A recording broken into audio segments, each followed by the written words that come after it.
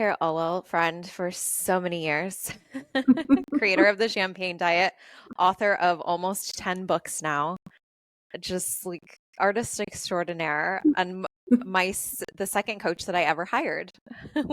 Welcome to More Life. Thank you. I'm so excited to be here. I feel like we should do a compilation, like a greatest hits of all of our interviews lined up through the years Oh my God, and like chop yes. them up because we've been through some shit together.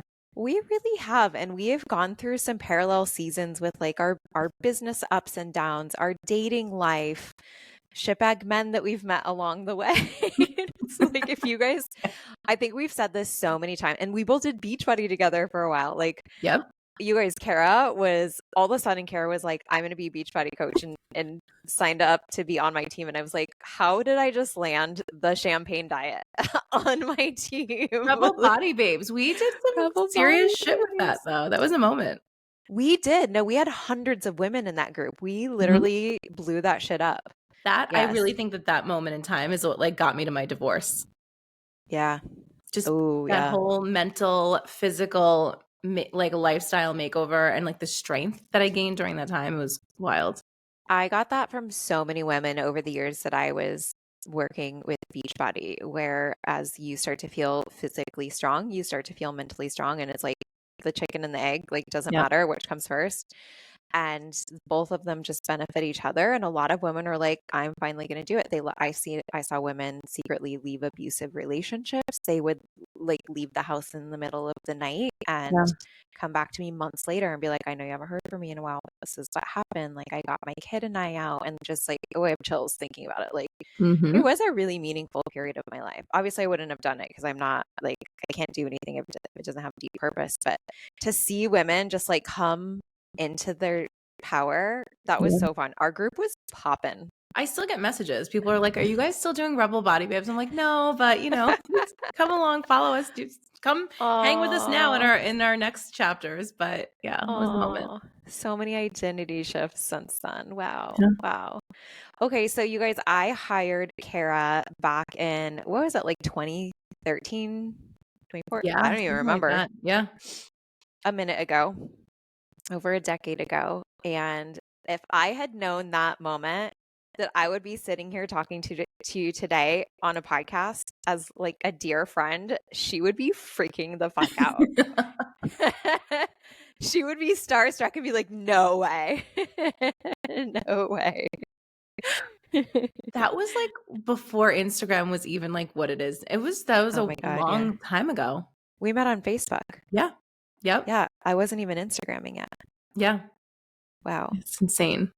What a journey. And so that's kind of what we want to talk to you guys about today, is that it has been a journey. We've been at this. So when did you start your business? You worked for MTV. Tell us that story so that anybody who isn't familiar with your background. Yeah. So I was working for MTV. I was working in the digital advertising department, which it's a glamorous company. It's not a glamorous role that I had there at all.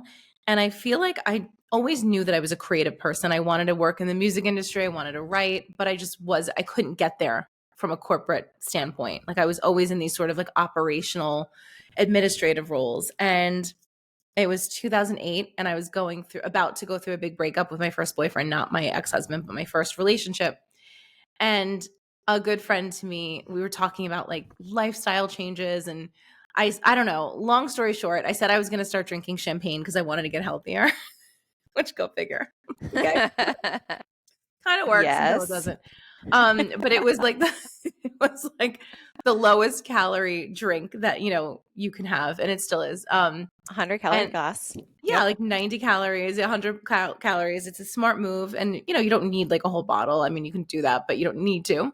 Yeah. And I kind of very tongue-in-cheek started telling people that I was on the champagne diet, as I called it. And it was really just a shift in the way that I was viewing my life.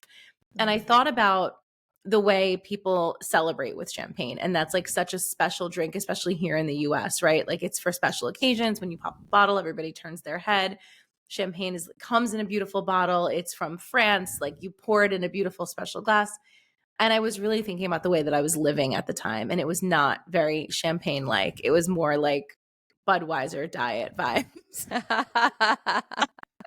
I was not where I wanted to be. I can't even picture that. Well, okay, I'm being extreme. It was like more like Coors Light. It was like the Coors Light diet, right? Even still, like, I don't know that, Cara. It just wasn't it just wasn't me. I wasn't aligned. I Yeah. wasn't in tune with who I really was.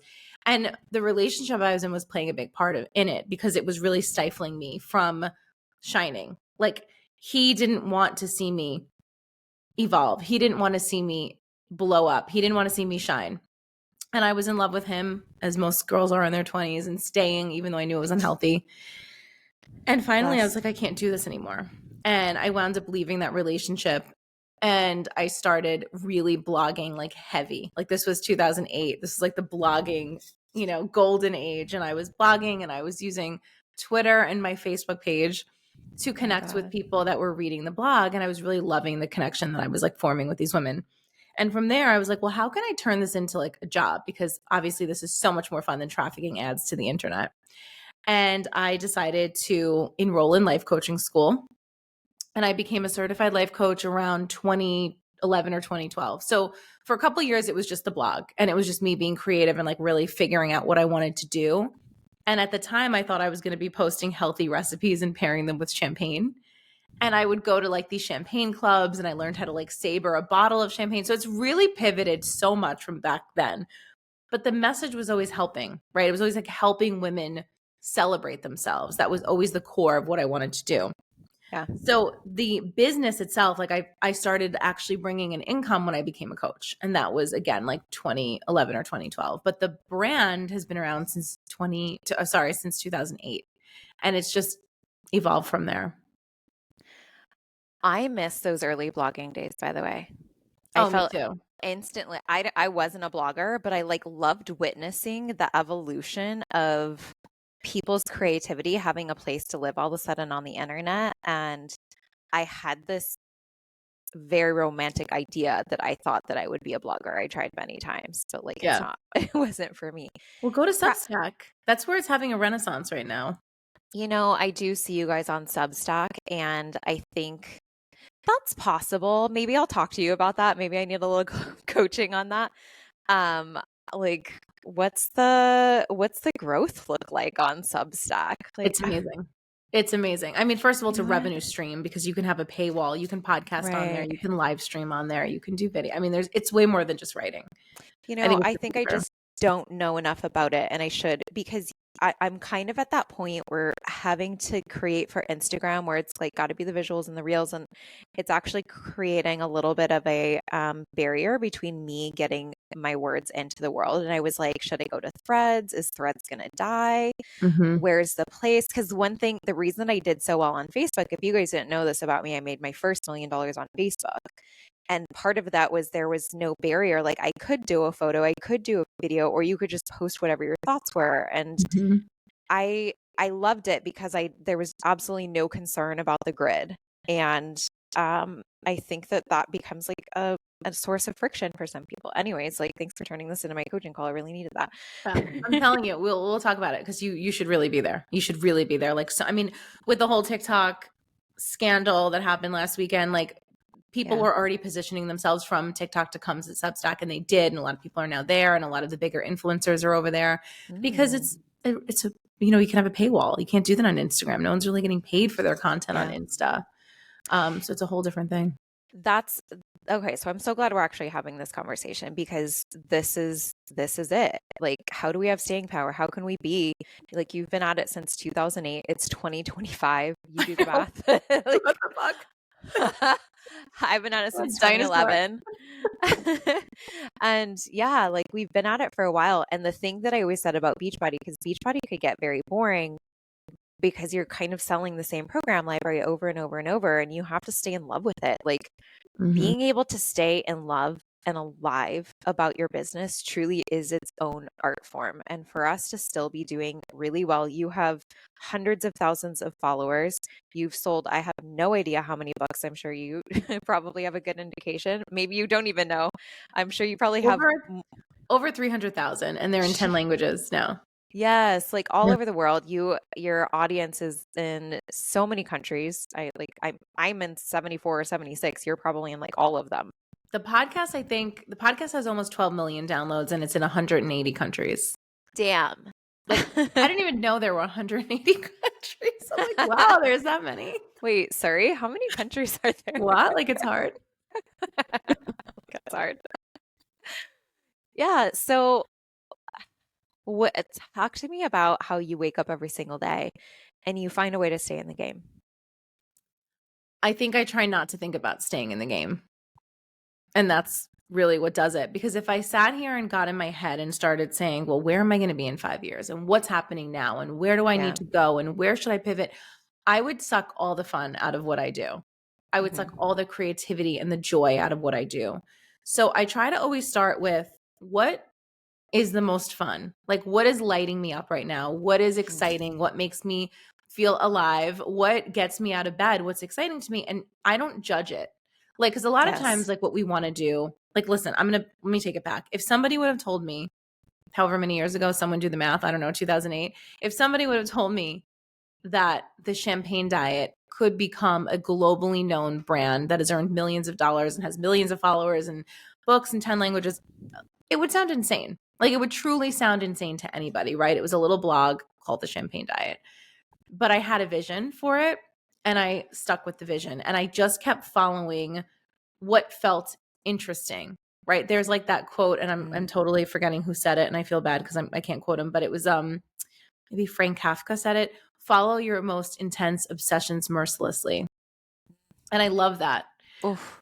Right? And like whatever it is, like I have had so many like weird phases of my business, but they all make sense. You know, I was really hardcore into vintage reselling for a long time. Yep. You know, I do merch. I always have done merch, and I always do little like runs of just like my little sayings on clothing, and I upcycle vintage camo jackets and paint on them, and I have a Substack and I have my books and the podcast. I don't judge myself for wanting to try something new. I'm not afraid to look stupid. I'm not afraid to fail. And I try to get out of my own way.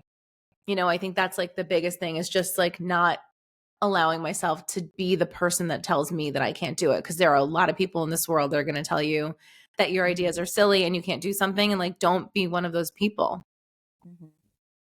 You literally made like painting on jackets as a part of your brand, something that like you're known for and that you get paid for. And the thing that I like about knowing so much about your journey is that, you know, I like watched you start your own store or boutique for a while and then you decided you didn't want to do that. And I've watched you stay honest with yourself and stay loyal to your intuition versus what was true for you yesterday. And that's not an easy thing. Like I get paid a pretty penny to help people stay accountable to their truth. And that's something that comes really naturally to you. How do you think about it in terms of like, well, this was true for me yesterday and this is true for me yesterday? How do you reconcile that if there's any conflict, or is there ever for you? Oh, there's always conflict. I mean, I'm a manifesting generator. That's all I know about human design, but I know that I love to start things. I love to start things, including relationships. No, I love to start stuff. I love the beginning. It's like really fun. Stay tuned. We'll get there. I think that I like just check in with myself all the time, and I try not to let the noise get in my head. Like, for example, will this make money? Right. So I started a reading series, a literary salon, as I love to call it, last summer. And it was something that I really wanted to do. And it cost me a lot of money to do it. Right. I have to invest to get the space set up and buy food and flowers and decorate it. And I don't charge for it at this point. And I really toyed with that for a while. I was like, is it worth doing this? If 20 people come, if 30 people come, 40 people come, like, what is the bigger picture vision? And I have a bigger picture vision, but at the time I didn't. I had no idea. I was like, this is just fun. It's brand awareness, right? It's a chance to get people together. Yeah. It's a chance for me to like eventually sell the new book I'm working on. Fine, that's enough. Now I have other things in the works and there's more of a vision, but I had to start or I would never be able to imagine what it could be. You know, and it's still like I'm doing one in 3 weeks. It's still me by myself the day of in Trader Joe's buying flowers, you know, like putting them in little like vases in my living room until I have to call my Uber. And I'm usually by myself because my friends live all over the country and I'm alone dragging all this shit to the venue and going to Wegmans and buying cheese plates 15 minutes before people come. Like I'm not above any of that stuff. You know, even though I've been doing this for, God, almost 20 years, I'm not above it. Like I was setting up my book signings in 2011 the way I'm doing this. And I think that in order to grow, you have to be willing to be a beginner. Mm. And if you're not willing to be new at something, I just got chills. And if you're not willing to fail and you're not willing to have to do the legwork and sweep up the room at the end of the night, even if you've been doing it for 20 years, well, then you're never going to go anywhere. You're just going to stay stuck at the thing that everybody pats you on the back for and knows you for. Mm-hmm. By the way, have you watched the show Shrinking? No. Do I need to? Oh my God, it's so good. It's so good. You guys, literally, Keith and I lay in bed and we are bursting out in tears. It's about this guy who is a shrink. Well, he's a therapist. And he lost his wife. And oh my God, what was I going to say about that? You said, what were you saying just before that? Like, you can't be above doing the things you want to do. You could have to sweep the floor if that's what you need to do. And you have to be a beginner. Fuck, I can't remember what it was. Whatever, we'll come back to it as soon as it pops back into my head. But nonetheless, like, I completely agree with you. And I think like it's such a challenging area for us to feel like we are new again, especially when we got comfortable feeling like we had it together. And I was reading this book called Be Your Future Self Now, and he says one of the toxins to your future self is success. Interesting. And so you have made this practice that I admire so much, seeing you being willing to try things, pivot, stop things. It is all a part of your brand because like you're willing to dabble at the things that are meant to be dabbled for you. And it is all brand awareness in some capacity. But then there's this consistent thing. Hello, you're on your 10th book. I haven't even published my first, and I've been telling you for years I will. You will. It's coming. I will. 2026. I just feel that for you. I know. I know I will. 100%. But like the devotion to the thing that is like your staying power artistry, which is being an author, is something that you're consistent about, and the rest of it's like, let's look around and find out and see what stays and see what doesn't. But I couldn't agree with you more. Like that, the idea of being a beginner creates such an ego conflict for people that it keeps them so small. Yeah. Oh my God. I mean, I have to do it tomorrow. So like, I think I told you I'm moving my podcast to video, and I'm filming it for the first time in like a real studio. I don't know who's filming it. They don't know my angles. I've never been in this room that I'm going to shoot in. I was in the studio one time as a guest, and I'm terrified because I always pick myself apart on camera, always. And I know what I'm going to be looking for. And I know that I'm going to be like freaking out if it's like, I don't know, like all of these different things that I get in my head over. And I've been coaching myself all week, and I'm like, just get in there. And I didn't know, I couldn't think of an idea. I was like, what am I even going to talk about? Meanwhile, I have like 300 plus episodes, right? And all week I've been stuck, and I'm like, what am I going to say? And I don't have a script. I've never had a script in my fucking life, but I'm putting all of this pressure on myself. Oh my God. We lived parallel weeks this week. Really? I literally did the same exact thing. And then finally I bitch slapped myself, and I was like, you never know what to say, but you always know what to say. Just tell the fucking truth. Oh my God. Keep going. So like, you just have to do it. And that's like where I'm at. I'm like, just do it. Like, have an idea of what you want to say, and then just trust yourself that you're just going to riff on something like the way that you always do. Yeah. But it's scary because I'm doing mostly solo pods as I do. I do interviews, of course, but like most of my podcasts are just me. So it's like me in a room talking into video. It's like my worst fucking nightmare. I'm great at interviews. Put me on the news, live news all day. I do it all the time, but I'm facing it. And I think if I didn't face it, I wouldn't be growing. You know, I would still be in a comfort bubble zone where everything is easy and everything feels great. And it's good to feel good, but it's also really good to feel scared. I remember what I was going to say, by the way, about Shrinking. It was this guy he has this funny quote. He's like the cutie gay character that everybody loves. And he's like, all I do is win, or something like, I always get what I want. And it was like his mantra, and everybody rolls their eyes and we're like, we know. And then he has this really intimate moment where he's sharing with his friend, and he said that's true for me because I always ask for the things that I know that I'll get, and I'm never willing to do the things that I'm scared that I won't. And he was like, that's me paraphrasing, but like he was willing to admit, I'm dreaming small here. Of course I always get what I want, because I'm dreaming in such a level of mediocrity that It's like, Yeah. oh, did I get a glass of water from the kitchen? Go me. I always get what I want. Like Yeah, that was it's his so standard. true. It's so true. It's like when things don't work out, you have to be grateful because it gives you a chance to strive towards something. Yeah. There's like a huge podcast network. I won't mention the name, but they're really big. They just signed Khloe Kardashian, and they tried to poach me in like 2018. Like they wanted me to be on their network, and they were new, and nobody knew who they were. I mean, they knew the founders. They're amazing. I love them both dearly, but like I was like, no, I'm good. I'm just gonna do my own thing.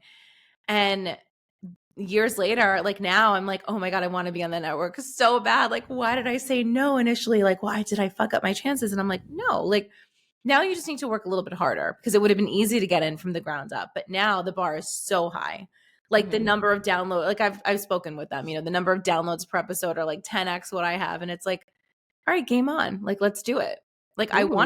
want to do this. Now I have a reason to get up tomorrow and go to that studio and shoot myself on video and fund it all myself and make it happen, produce it myself because I have something to work towards. It's not being handed to me. And I think that is how you know if you're meant to be an entrepreneur. Mhm. That is really it. Like, it's not like, oh, if everything works out, will you be happy? It's like when everything doesn't work out and there's a challenge and you need to rise to the occasion, the people who are willing to do that, whether you succeed or fail, doesn't matter. Are you willing to play the game?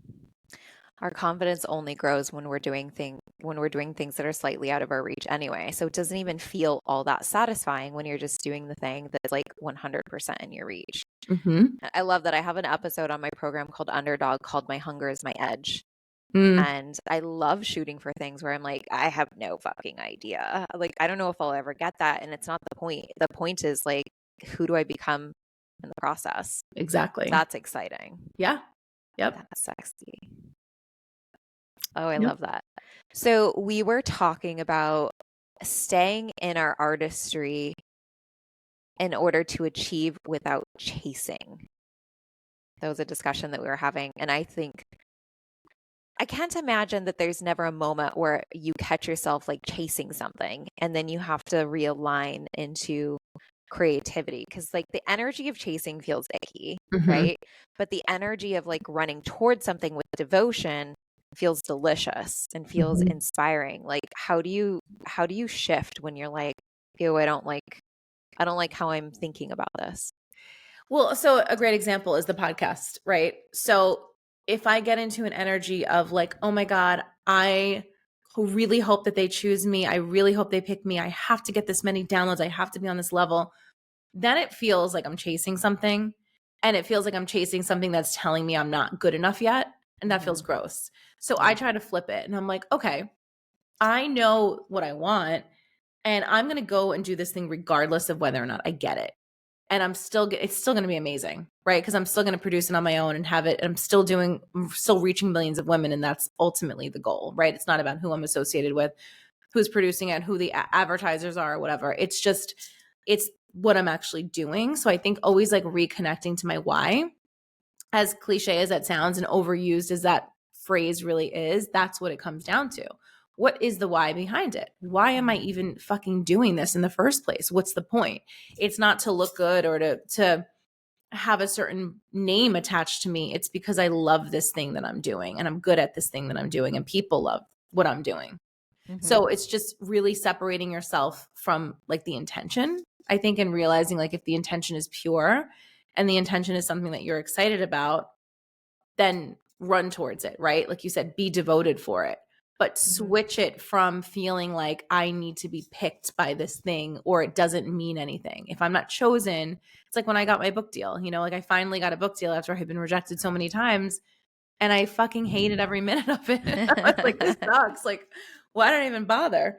So you have everything within you that you need. You don't need to be validated by anybody else, by a publisher, by a brand, by a podcast network, by a client, but like just stay in the game because you want to make this thing happen regardless of who puts their stamp of approval on it. How do you know if you're going after something for validation versus because it's like true to you? Like, do you catch yourself every once in a while where it's like, mm, that was rooted in like a desire to be validated? I think it's by the way that I feel. you know, like if I feel really excited, then I know that I'm doing it because I really want to do it. But if I start comparing myself to other people, then I know it's about validation. Like, oh, why Mhm. did she get that and I didn't get that? Then I'm like, uh-oh, red flags going off in my mind. Why does it matter? And that's when I know to disconnect from the phone, from social media, to like really take a step back and just be like, no, like it's not about anybody else and what they're doing. It's about what I'm doing and how I feel while I'm doing that thing. Like, don't you know the difference too? Like, when you feel good about it, it doesn't Mhm. fucking matter who validates you. You know, Yeah. like I do so many things where I don't make $1 off of them, like my reading series, right? Like, I'm not making any money off that literary salon. It's like I'm investing into it, but it feels so fun. So, yeah, would it be great if Hinge wanted to come along and sponsor it and pay me 25 grand? Absolutely. But I'm doing it anyway. Like, I'm not waiting on that to deem that successful. Cough, cough, Hinge. Um, I come for know. me for my love story. I met the love of my life and my king on Hinge. So come for me for my love story, and I'll introduce you to my friend Cara, who like, And I have had the opposite experience. oh my God.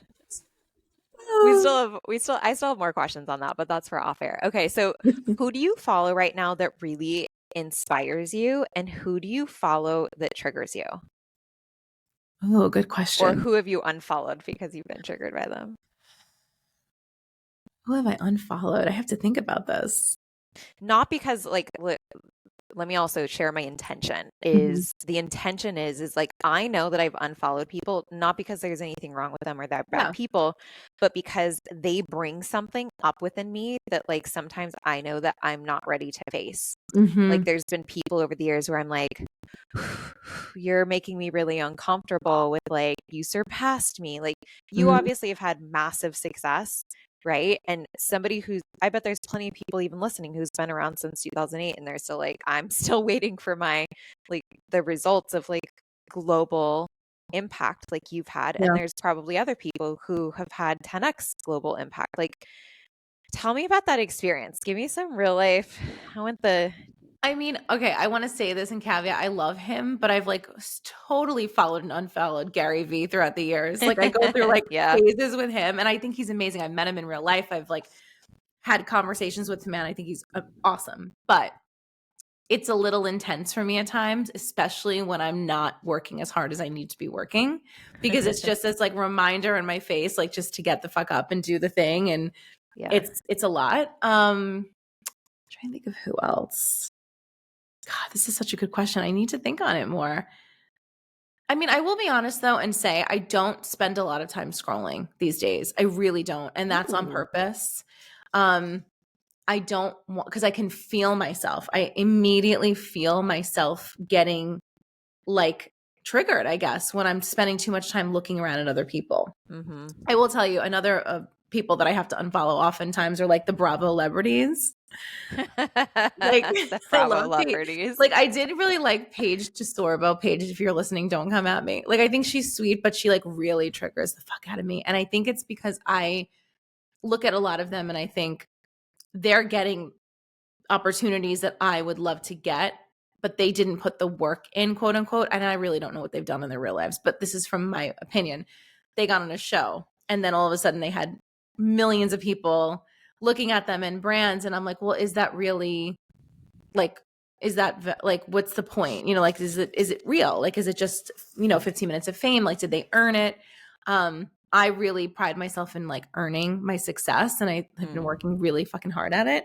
So when I see those like Bravo girls like get so many deals and opportunities, I'm like, fuck, man. But like at the same time, I'm not a hater. Like I'm such a champion of women, but yeah, I'm being honest, that is my true feeling. It's like, okay, so you got a big break and now you're getting all these things. And I don't know, maybe the lesson to me is like just stay true to yourself because I have been around for almost 20 years and I don't know what they'll be doing in 20 years or what they were doing 20 years ago.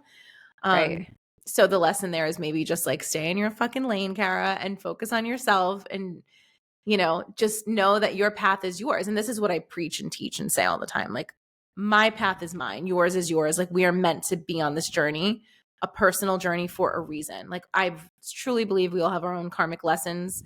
And I think that I'm supposed to be exactly where I am. yeah, 100%. I'm not in disagreement with that at all. Yeah. Do you want to know who triggers me in the best way? Tell me. Mel Robbins. I Really?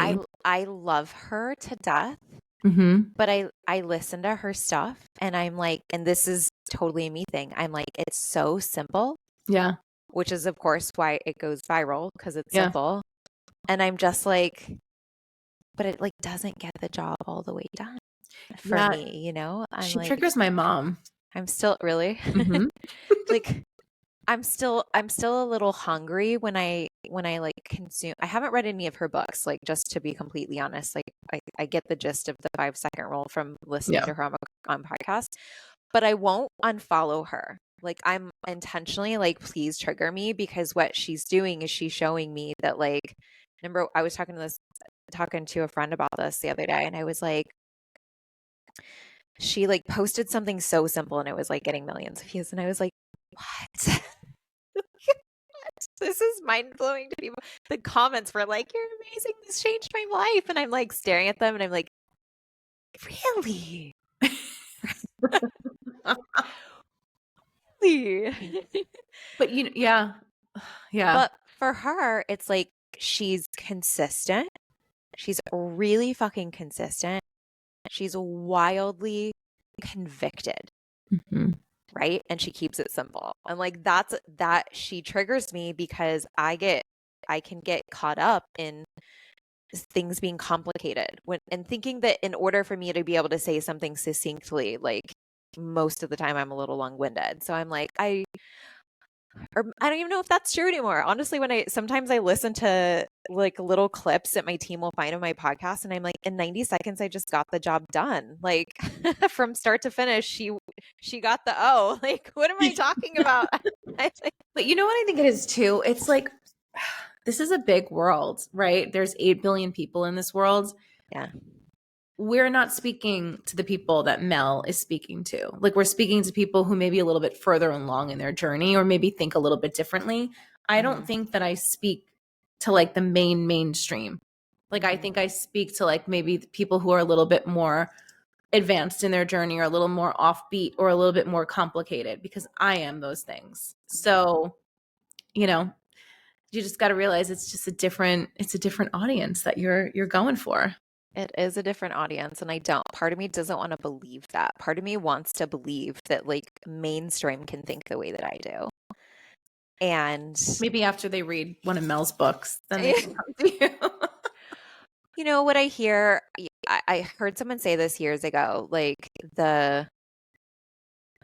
this is going to trigger people, but I'm just going to tell you guys what I heard. And like, I'm not going to say I'm not saying I agree with this, but like what I heard is that the Bible is fairly low in frequency because it's based in a lot of fear. When you look Mhm. at it from like a frequency perspective, other than the teachings of Jesus, they would say like if you muscle test people, I think was like how they were doing it, like there was a lot of like strength, a higher level of strength through the teachings of Jesus. And that from a holistic perspective when it comes to like consciousness on the planet, that it's needed as a stepping stone in consciousness. Hmm. And that's where I started, right? And like there's some beautiful parts of the Bible that I like really really deeply love, and there's other parts where I'm like I can't get down with that. Yeah. It Well, doesn't it's feel like religion, truth. right? Religion is all rooted in fear and control. I mean, Right. yeah. Right. So, but when I hear that, I'm like, it makes logical sense why it's necessary for humanity's evolution. Hmm. And I just think like there's more simple bodies of work that are necessary for humanity's evolution. And then there's stuff that I want to teach you that does have a little bit more complexity. And like, I would be so bored teaching the 5 second rule, but I value it. I use it even sometimes, right? Like, but for her ability to go on and on and on and on and talking about this for years, I really respect because her Yeah. level of devotion to it is inspiring, and that's why I stay following her. It's not because I don't respect her body of work, but because she's making me meet myself as I witness her in it, and Hmm. helping me like come to meet some of those areas where I've been telling myself lies along the way about like what I could be or what my potential is or like what place my body of work has in this world. And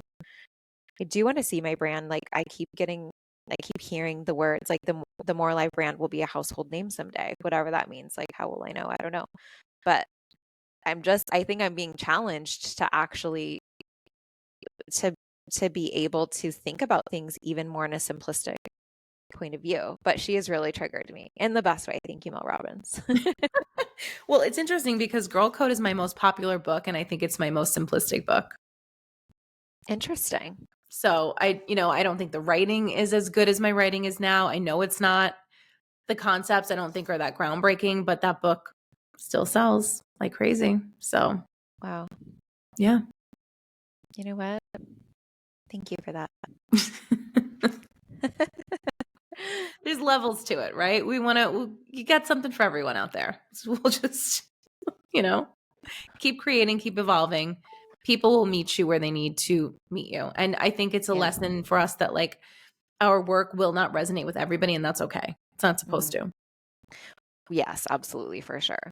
And then I think about like our mutual friend Amanda, who her money program, Money Mentality Makeover, has been just has evolved so much over the years, but her original teachings in it still exist. And I love that. I've always praised her for that and said thank you, because it showed us the evolution in her teaching style. Her ability to like break down complex topics has even improved over the years, and her ability to approach things that are more complicated has improved over the years. So to be able to witness the beginning of that, and I'm sure there's times where she goes back to those original episodes and is like, I love that she does this. I love that she keeps the old modules where she's like first earning, $8,000 a month in her little basement apartment in California. Like, I fucking love that, because I think it shows, it allows us to trust her, right? It allows the student to be like, wow, I've actually watched this woman on a journey. She didn't just have like a rich husband who supported her and gave her opportunity. Like, she did this herself. And I think that there is talk about staying power, right? Showing your journey is a huge part of it. Talking about where you've been and where you're going is a huge part of it. And so that people can really understand your path. Yeah, I was just talking to this woman who we've been living these parallel lives, but we've only known each other the last couple of years. But she started her online business the same year that I did, and she was also in Beachbody, but we never knew each other. And I just saw her post the other day, one of her original like food prepping videos, and I'm like, I still have videos like that on YouTube where I'm like, I won't take them down because I want people to see like I was so cringe in the beginning. Yes. And even like, okay, this leads me to a whole other thing. Like, I think people are so afraid that as they grow and they change their mind about something, they feel like they have to go take down what they said before, or like they're embarrassed that they felt one way about something. But I think if you are a growth minded person, you're supposed to change your mind. You're supposed to have different opinions on things. You're supposed to grow and change. So I encourage anyone listening who is in that position now where they're like, oh, I don't want to say this because what if I change my mind on something? I've had so many times that I look back and I'm like, I don't believe that shit anymore. That's not true. What I said about men, no, I think men can change actually. There's like so many things that I have to catch myself in, but I also don't hold back on saying what my opinion is, because that was my opinion in that moment. And I think it's valid.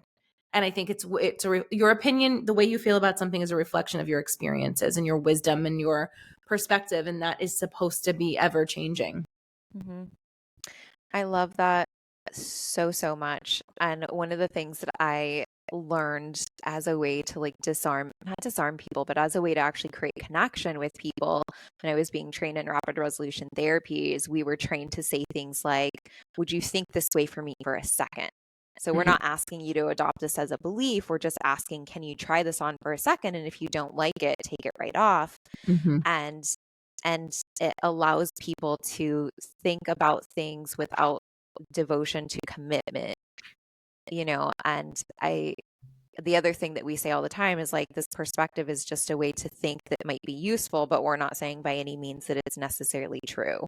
Right. And it doesn't mean that that's who you are now because you're thinking maybe in a different way for a couple of minutes.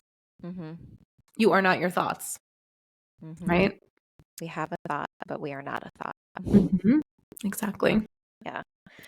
Yeah. So good. What are you working on right now? I already know, but tell everyone. Well, the podcast, the new Yes. book, Don't Do Tell. Anything I Would Do.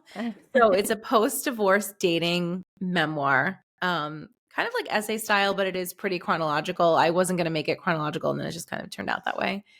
But it's funny stories, but they're also like deep. They're kind of sad. Like it gets sadder through the book. Like it starts off as really fun. I got divorced. I was turning 40. It was January of 2020, way before COVID happened. No one knew what was coming. And I asked my now ex-husband for a divorce because it was New Year's Day. And I was like, I'm going to turn 40 and I want this to like my next decade to just be, better. Like the marriage had run its course and we're still really good friends. I have nothing negative to say about him at all. But I moved on and I thought dating was going to be so easy. I was like, oh, I'm just going to meet somebody and it's just going to be amazing and I'll have my next boyfriend. And, that's what I had done. Like I had one boyfriend and then I had one that I turned into a husband. And it was it was not like that at all.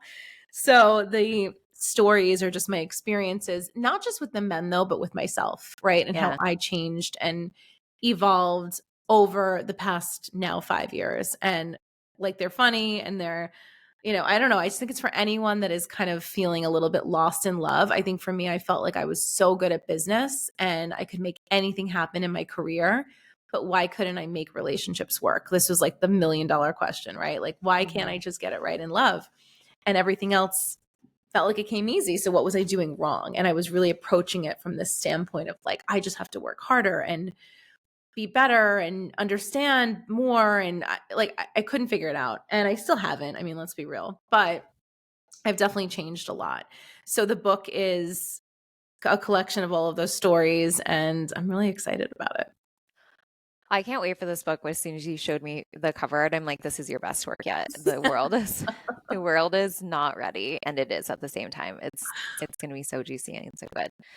And have you done any work with relationship therapists who help you look at like your family tree to identify patterns? Oh, You know yeah. what I'm talking about? Mm-hmm. Oh my God, that was so revealing to me. I did that at the end of 2023 when I had a pretty gnarly breakup just before I met Keith, actually. Yeah.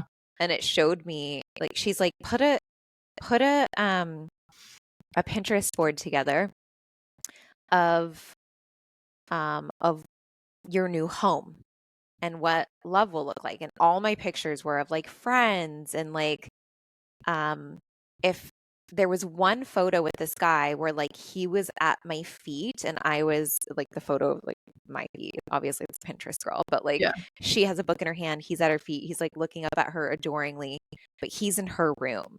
And she's like noticing the common denominator of all the pictures, which is like he can be in my space, but I have to be in control. Mm-hmm. Like I had to control all of the details in order for him to be there, but I certainly had no belief systems or desires or like conscious desires of wanting to be in a place that was ours. And that was so revealing to me. Oh, She's God. like, just Yeah. pin anything. She's like, whatever you feel drawn to. And it was like what my house is going to look. I was just moving into my happy house. And I remember saying, I'm like, I'm moving into like, we called it the happy house or the babe cave. And I was like, no man will ever enter this house. Keith was in there. Keith was in there like 3 weeks later. Always the way it goes. Never say never because you will get exactly I know. that. I know. God, when you meet your king, like everything goes out the door. But yeah, it was really fascinating to see like how my life was like wrapped up in creating this like sanctuary around my what looked like peace and solitude, but was actually very much like massive protection mechanisms and control. And I was like, oh, thought I already healed this. Yeah. Oh, yeah. And like the universe will give you everything. I mean, like my last relationship, like I had said, I will never date somebody with kids. I don't want my own kids. Like I will never date somebody out of New York. And like I wound up dating someone from Florida with 3 children. And I actually really like loved being in that role of like being a caretaker to them, a friend to them. And, I was not like a stepmom, but it felt very much like that in many moments. Mm-hmm. I actually loved a long distance relationship because I love to have the excitement of going back and forth and have my space here and go there. So like, you just have to be open, I think, when it comes to love and even life, right? And you just kind of have to say, like, I just want this relationship to serve me in some way, in whatever way it is, for however long it is. Because let's be real. I mean, relationships, they're not linear. They don't look the way I think we thought they were going to look. I think we are meant to have many in our lives, and some people have more than others, depending. But they all can teach us something. And I think that it's Yeah. important to kind of get out of the thought process of like all men suck or I'll never find love or whatever story we're telling ourselves, because it's you manifest whatever you speak, right? Like whatever you're Yeah. saying out loud is what's going to kind of come to you. So you have to be really cautious about your belief systems when it comes to relationships, I think.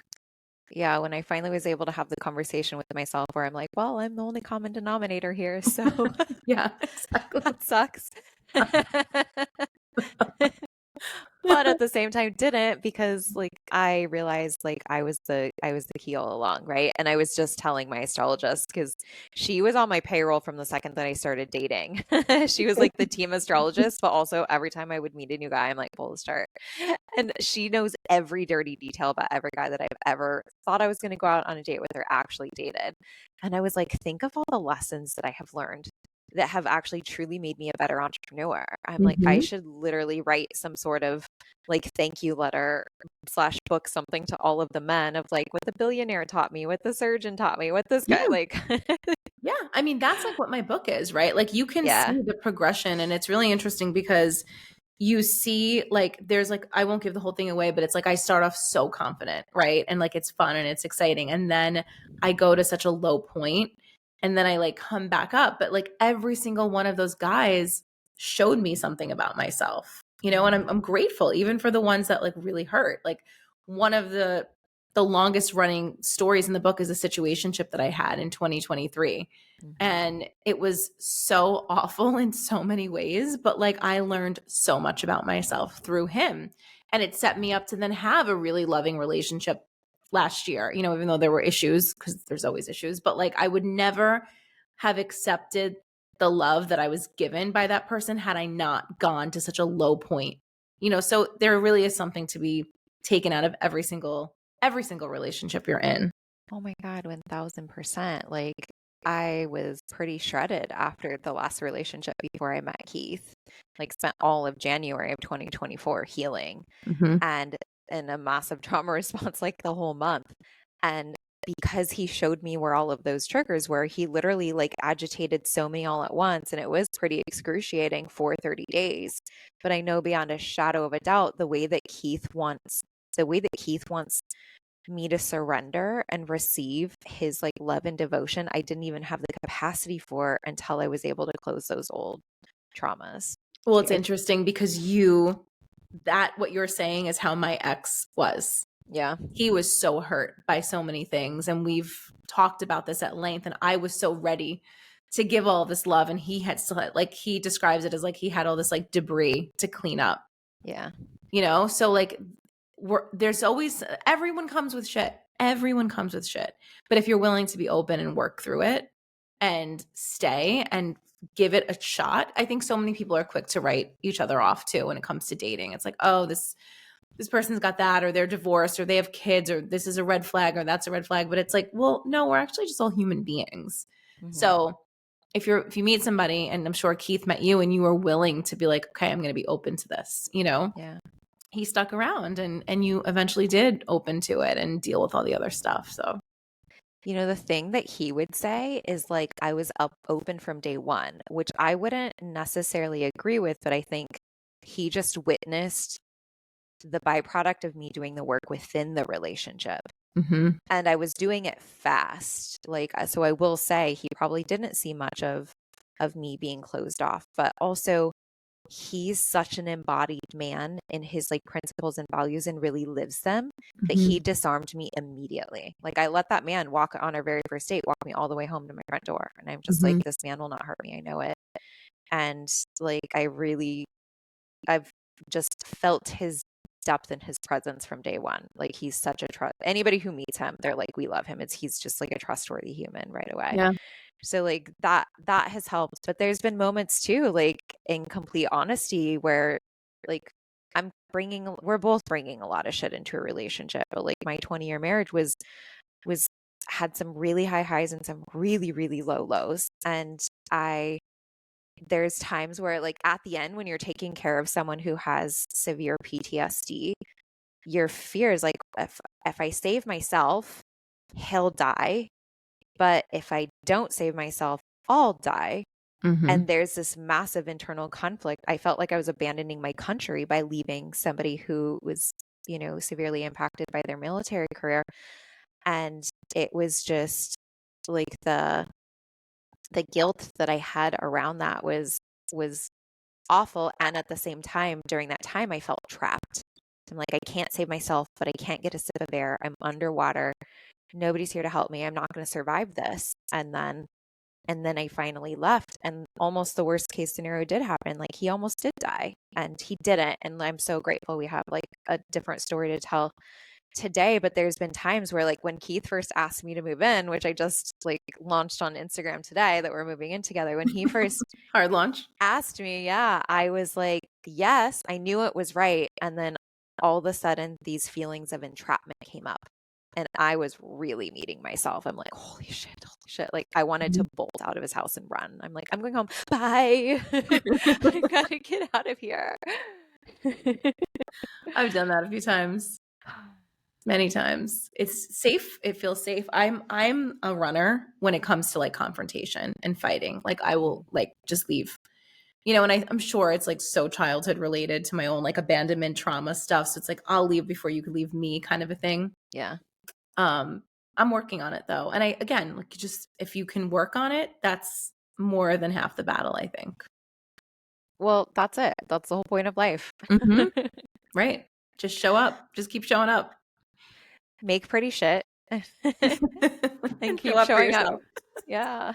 That's why we get to make pretty shit. It's to make up for the other hard stuff. Exactly.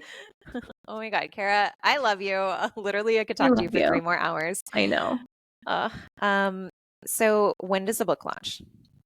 Oh God, that's the big question. I mean, it's on Substack. I'm serializing it there. So there's 10 chapters available now. Okay. Paperback, it has to be this spring. It just has to.